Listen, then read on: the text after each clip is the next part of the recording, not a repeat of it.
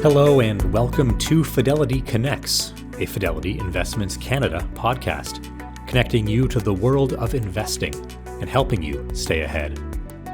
After a week of volatility, U.S. equity and bond markets are on the rebound. Key economic data will be released shortly, including CPI and retail sales. Joining us to unpack the latest market action and what it may mean for you is Jurrien Timmer, Director of Global Macro. Jurrien speaks with host Pamela Ritchie and shares his latest thoughts on the Fed, monetary policy, and valuations. Also, what market movers to keep an eye on in the near future. As always, Jurrien will be sharing his ever-popular charts, so we encourage you to follow along by watching this as a video podcast on platforms that support videos, such as Spotify or YouTube Music. You can also see Jurrien's slides on X, formerly known as Twitter. Today's podcast was recorded on August 12th, 2024. Hi, Jurrien. Great to see you. Good morning. Good morning. How are you today? You look terrific, by the way. Oh, thank you. You got the summer vibe on. It's great. Let's begin with what we saw last week and kind of where we are. I mean, to an extent, it sort of feels like it's digested, but is that correct? Yes, so it's certainly been, quite a summer, certainly on the political front, but also on the markets front. And over the last month, right? It really started July 10th with the CPI report that unleashed, of course, this big rotation out of the Magnificent Seven into value, into small caps, and we've certainly talked about that. Then on top of that, a few weeks later, we had a weaker purchasing managers report, a softish payroll report that pushed the jobless rate to 4.3, triggering what's called the SOM rule, which states that if the jobless rate rises a certain amount from a low, it tends to mean a recession is coming. I'm not so convinced of that, but that certainly caught the eye of the markets earlier in August. And then, of course, last week we had this massive unwinding in the yen carry trade, which, of course, nobody was expecting. And it was triggered by the Bank of Japan raising rates, hasn't done in a long time in a meaningful way, at the same time that the Fed is now clearly poised not only to cut rates in September, but to cut them perhaps a lot. So you have a trifecta of catalysts that knocked the S&P down 10%. From its high to its low. It's off those lows now. And so it's been, kind of not the typical summer chop, but it's been a chop. And oftentimes in the summer from August all the way to the first half of October, you tend to see kind of some churn, some corrective activity. If we pull up slide 22, you can see that seasonality. And so we're sort of at that moment, and of course, politically, there's stuff going on. The Trump trade, which went into effect, after the debate, and then the assassination attempt has now sort of been unwound, and so that's what we have to deal with. And of course, as we always have to answer, the question is whether this is fundamental or systemic, or whether it's technical. And obviously, the carry trade unwinding is not a fundamental event.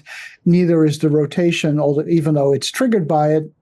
And so ultimately, we have to figure out whether this is an opportunity, a summer squall, as I like to call it, or the start of a bigger storm. And I'm firmly in the squall camp for now.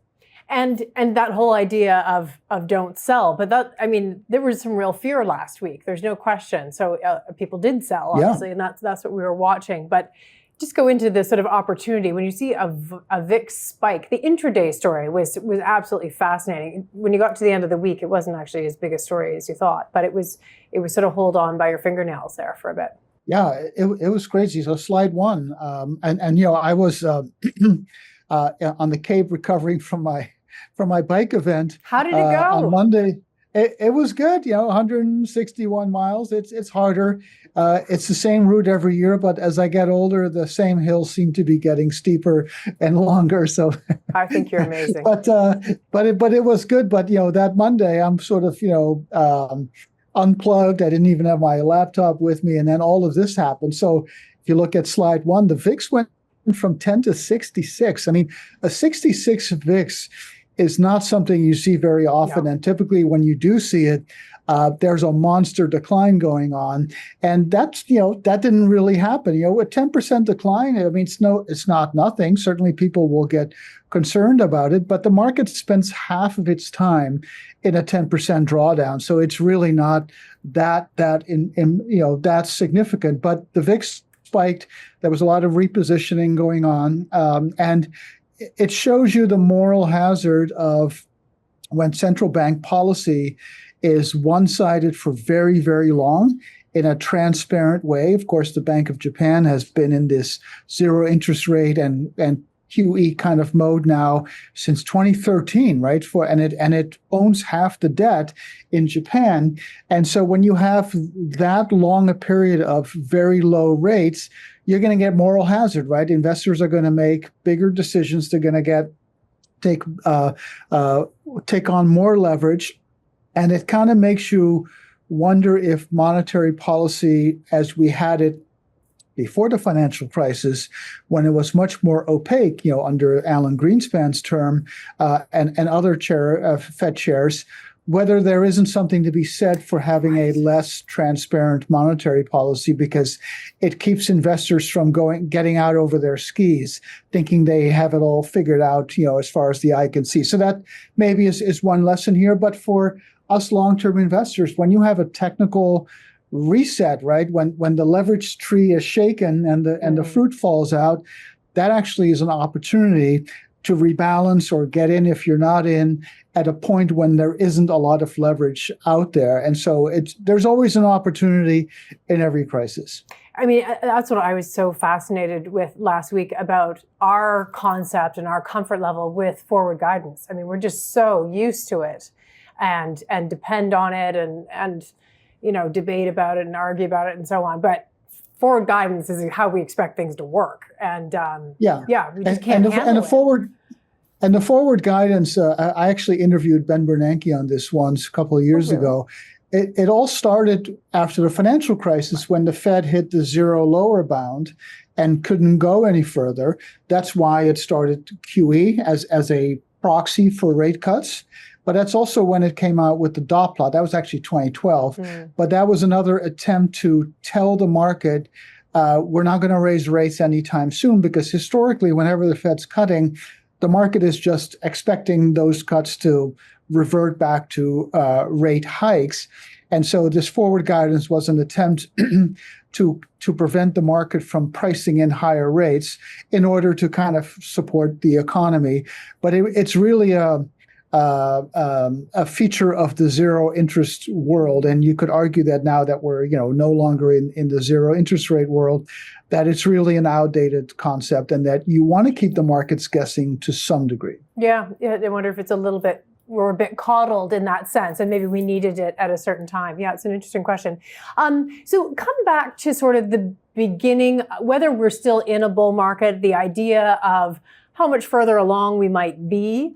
It also brings in the rotation, but I wonder if we can just sort of go with how long is this bull market? Where are we in it? Are we closer to the end, basically? Volatility is really part of that. So let's go through a couple of slides here. Slide 4.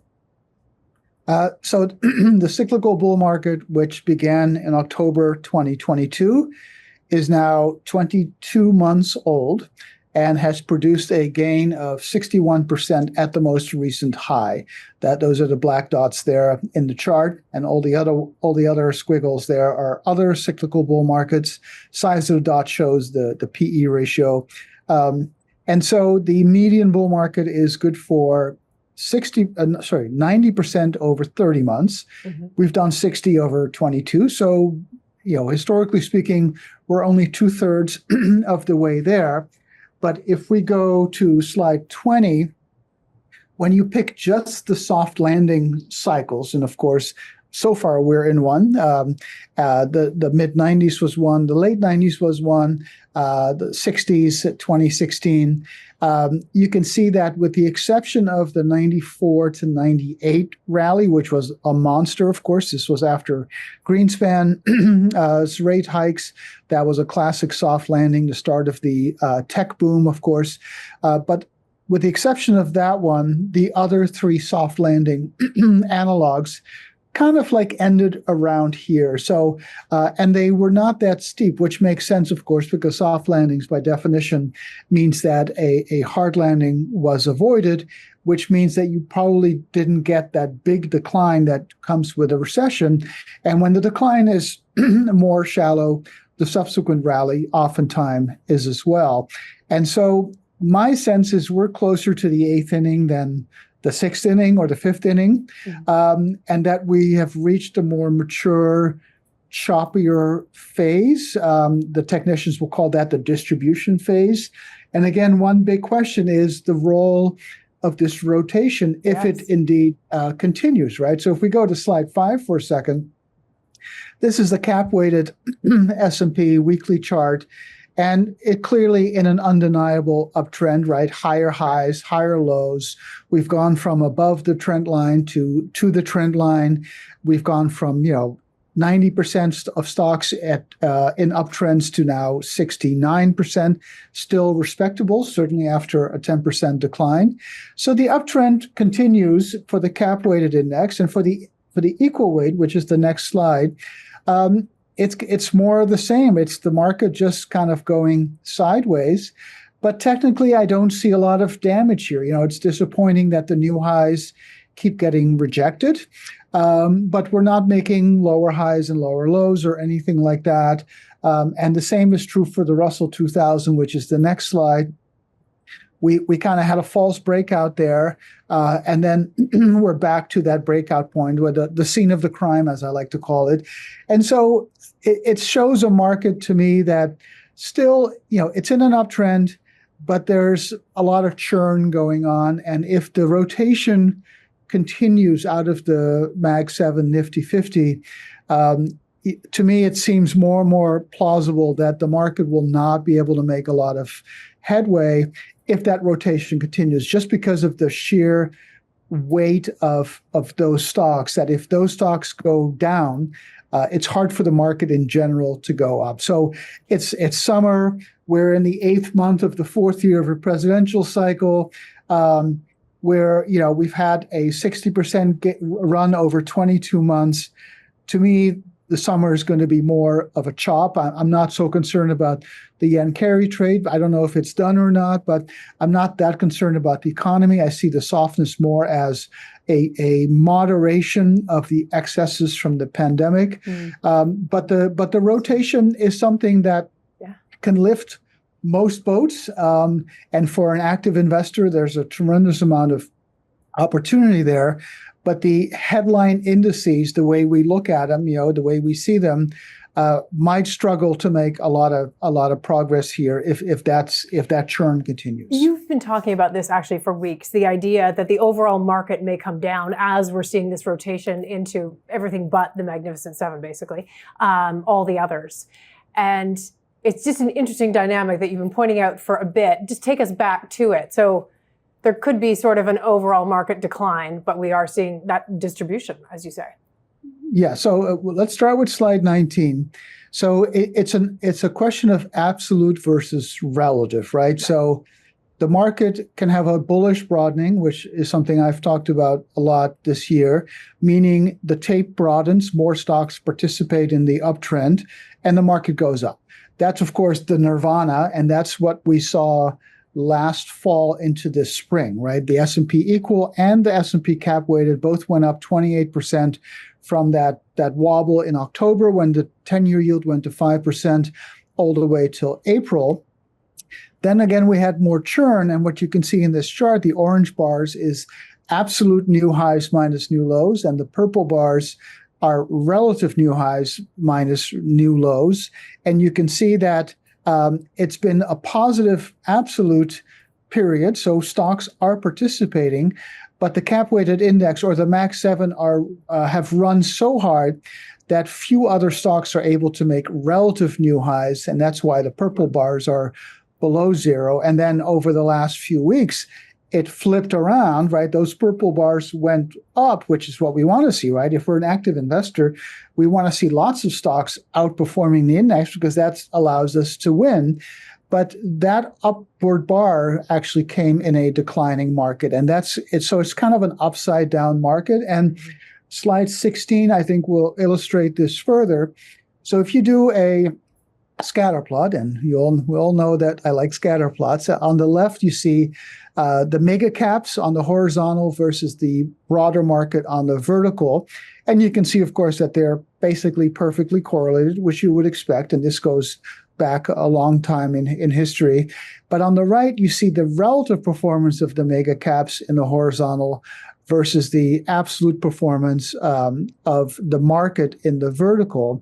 And then the orange circles are periods where the mega caps were down and they underperformed, which is what basically happened in July into August of this year. And you can see that the market basically doesn't go up when that happens. And so again, it comes back to the relative versus absolute question. And there's only really a couple of periods in history that are analogous. So it's hard to make really broad-based conclusions. But given how much the mega caps have run, it's hard to see the market go up a lot if the bloom is off the rose for those stocks. It doesn't mean the market has to go down a lot, and certainly the stocks that get rotated into, like the Russell 2000, like the S&P equal weighted, will all benefit, and those markets could actually go up. But it's another reminder to be diversified and to have a broad, balanced portfolio. And at least now we know that bonds actually are working again as a port in the storm. So that's nice to see. It is. I want to ask you about small caps and bonds, because small caps, to an extent, have sort of gone back to the beginning a little bit. Let's just get to a ton of great questions that are coming in here. So I'll just put a few of these to you first, if you don't mind. Can you comment on the trajectory of bond yields? So here we'll go straight into it, and their effect on risk assets. Sure. Yeah. So let's start. Let me start with the Fed, and then I'll go to bonds. Okay. So slide 9 is the Fed. So the Fed, of course, is poised to cut in September. The market's now, pricing in the possibility that they'll cut more than 25. I really don't see that happening unless there was an emergency, and I don't think there is an emergency. But different iterations of the Taylor rule, which are these colored lines on the top of the chart there, are all pointing towards the same direction, which is that the Fed has a license to ease here. That doesn't mean the Fed has to get accommodative in the outright way, but if inflation is coming down, which it is, and if the unemployment rate is going up, which it is, the Fed should ease just to keep track of policy relative to those two things. And it doesn't mean it's becoming easy. It's just it's a moving target. Where the Fed probably should be closer to 4.5 or 4. I don't know that it should go all the way to 3 or 3.5, but that's kind of a question for next year. But clearly, the Fed has had a bias to ease, and now the market, the economic data are telling it to do exactly that, and I think that's what is in store. Now, if we translate that forward curve, which currently is at about 320, I think that might be too low, but it's certainly heading down. If we take slide 15 and look at bonds, and so we can see that bonds in large part follow the forward curve, right? It's bond math, right? If the Fed's going to go to 3, the 10-year is more likely to go down than up unless the term premium does something strange. And the term premium still is around flat, which to me doesn't make a lot of sense. But if you look just at the forward curve, the 10-year yield is correct in going down, but I don't think it's going to go down all the way to 3.5, although we got pretty close last week. And so when you have lower yields, it means you have a lower cost of capital, both on the front end and on the back end of the yield curve. And that, all else being equal, of course, is a positive for equities, because when you plug in a cost of capital into the discounted cash flow model, right, you've got earnings growth in the numerator, you've got the cost of capital in the denominator. And right now what we're seeing is that earnings growth is going up, right? Second quarter earnings season is almost over. 455 companies have reported. 79% are beating estimates by about 4 percentage points. The growth rate, which was at 9% at the beginning of earnings season, is now at 13%. So earnings are not only growing, they're accelerating. And at the same time, the cost of capital is coming down. That is a pretty sweet combination for the stock market, because both the numerator and the denominator of the discounted cash flow model are being supported now by improving fundamentals. And then on top of that, you look at, and I have it here, slide 12, you look at the equal weighted S&P 500, Okay. Yeah. the PE ratio, the trailing PE ratio is 18. That's not super high. Yeah. The cap weighted trailing PE is around 23, down from 24.5. That is high. But if you think about the typical stock trading at 18 times earnings, interest rates are coming down, earnings are going up. A recession, in my view, will be avoided, although that's, and everyone will have a different opinion on that. But still, that's a good backdrop for the average stock. But the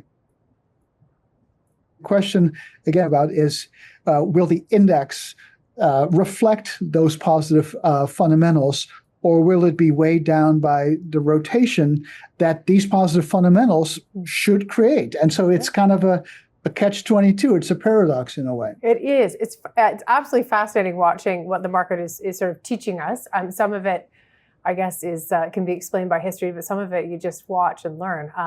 Probably even you. I don't know if that's overstating Yes. it. Let's do a bit always watching and learning. We're always watching and learning. Let's do a little bit of a lightning round, because there's tons of questions and they're all great, but we'll just sort of do rather quickly, if that's all right. So how could recent bank layoffs, this is a specific one into a sector, reflect corporations' strategies to prepare for potential economic downturns? So layoffs is always the canary in the coal mine that leads to recessions. But we're not seeing huge mass layoffs. We're seeing some.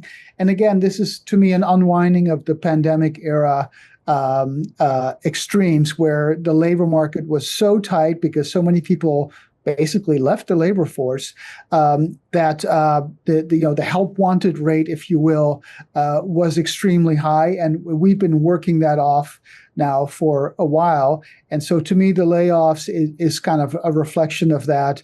But obviously, if it gets a lot worse, then companies would respond, because companies want to protect their profit margins, and so it could become a self-fulfilling prophecy. But I don't think we've reached that critical mass yet. Okay, great. So you mentioned that being one of the main indicators, canary in the coal mine. What other indicators should be considered to assess the overall economic outlook? Yeah, it's a big eco week. Yeah, so I mean, it really is mostly labor, right? So jobless claims is closely watched. That's a weekly indicator that comes out Thursday. Obviously, the non-farm payroll report. I mentioned earlier the so-called SOM rule has been triggered with the unemployment rate going to 4.3, but a lot of that rising unemployment seems to be the supply of labor rather than the demand of labor, meaning that people are rejoining the workforce or the labor force looking for work. So I think it is not as concerning as the headline would suggest, but ultimately it comes down to labor, because that's what companies that would be the first line in defense. If a company sees sales erode, they're going to get cut heads, basically. It's a very interesting participation story there. So another question: if we are approaching the end of the recent bull market, which you put in perspective for us earlier, what portfolio positioning should investors consider to maximize risk-adjusted returns? This position. Always a great question. I think the rule number one is just to have a diversified, balanced portfolio. And if the equity bull market does come to an end, and it does so for fundamental reasons, meaning a more serious slowdown, chances are that the Fed would cut more, bonds would do well. And so maybe bonds will provide that port in the storm, while at the same time providing actually a positive real yield for the first time in some time. And then you can get into other asset classes as well. within the market. It's just, not being overly concentrated. And I would put non-U.S. equities in the same camp as sort of U.S. value and small caps. And again, it really comes down to this rotation. Like you could have a bear market that is not fundamental, that is just technical, and rotation, right? I mean, not to use an extreme example, but I guess I am. The bursting of the dot-com bubble, which I don't expect any kind of parallel to that. But there was a recession from 2000 to 2002, but it was pretty mild. It was considered, a white-collar recession, whatever that means. But the economy was okay, but the market went down 53% because the unwinding of the tech bubble was so severe. And also we had accounting scandals back then. Nobody really trusted the numbers. So we don't have that. I wouldn't expect anything even close to that scenario. But you do have episodes where markets correct, not for fundamental reasons, but just because valuations get knocked down or the market was overly concentrated. So if we are in later innings of the cyclical bull and we only have, a certain number of months further to go, my sense is that whatever happens after that is not going to be a severe downturn. It's going to be more a period of churn, which actually is what we've already seen in a large part of the market. And it's something that you can live through, right? And to come back to the earlier conversation about the markets and corrections, and maybe we pull up slide 3 as to illustrate this. But I've been thinking of the market in a very simplistic way. That S&P 500 over time produces an 11% return, which is pretty much the best return you can have in any asset class, with the exception maybe of a few. But to get that 11%, you have to stomach the drawdowns, right? And you see here the probability of a 5% drawdown is 64%, a 10% is 50%, a 20% bear market is 21%. So that 11% only accrues if you don't sell, basically. And that is the value proposition, is you get this return, but you have to endure volatility to earn it. And then it's a question of how you build your portfolio. But that in the simplest term is what the stock market is about as an investor. Yeah, fascinating. Let me see if we can squeeze this question in. I think we can. Could AI improve productivity enough to allow this bull market to continue? It may continue without that, but what do you think? Yeah, I think so. And again, if we do get a longer correction or a bear market, in 2025 or what have you, and 2025 will be year one in the new presidential cycle, whoever wins, and that tends to be a below average year. So even if we do get that downturn, the secular bull market remains intact, and typically cyclical declines in a secular bull market tend to be short and shallow, and so worth riding out. And again, against this backdrop of an AI-led productivity boom, that's clearly, at least the CapEx boom is clearly underway. The productivity will very likely follow, and that would be another thing that prevents the next downturn from becoming, particularly serious, and it would then lift the next upturn. So, and again, many companies will benefit from that, not just the Mag 7, but we need to survive that broadening first, right? And so we got a taste of a bullish broadening late last year into the spring. We got a taste of a bearish broadening just in the last month. I suspect we'll keep going back and forth between those phases in the coming months. Jurrien Timmer, we're so grateful always that you come and set it all straight for us and help us see clearly through sometimes the chop in the markets. But thank you. Have a great week. We'll see you soon. Thank you very much. Thank you for listening to the Fidelity Connects podcast. If you haven't done so already, please subscribe to Fidelity Connects on your podcast platform of choice. And if you like what you're hearing, leave a review or a 5-star rating. Fidelity mutual funds and ETFs are available by working with a financial advisor or through an online brokerage account. Visit fidelity.ca/how-to-buy for more information. Thanks again. See you tomorrow. The views and opinions expressed on this podcast are those of the participants and do not necessarily reflect those of Fidelity Investments Canada ULC or its affiliates. This podcast is for informational purposes only and should not be construed as investment, tax, or legal advice. It is not an offer to sell or buy, or an endorsement, recommendation, or sponsorship of any entity or security cited. Read a fund's prospectus before investing. Funds are not guaranteed. Their values change frequently, and past performance may not be repeated.